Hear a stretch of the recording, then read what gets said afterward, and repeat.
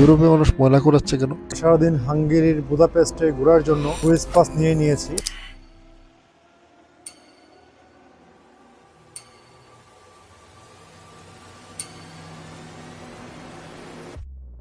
তো বিগত প্রথম পার্টে আপনারা দেখতে পেরেছিলেন আমি অলবর্গ থেকে কেন এবং কিভাবে কত টাকা খরচ করে হাঙ্গেরি পর্যন্ত পৌঁছেছি। আজকের এই ভিডিওতে আপনারা দেখতে পারবেন হাঙ্গেরি আসার পরে আমি কোথায় থেকেছি, কোথায় কোথায় ঘুরেছি এবং সেগুলো ঘোরার প্রসিডিওর কি, কত খরচ, সবগুলো থাকবে আজকের এই ভিডিওতে বিস্তারিত।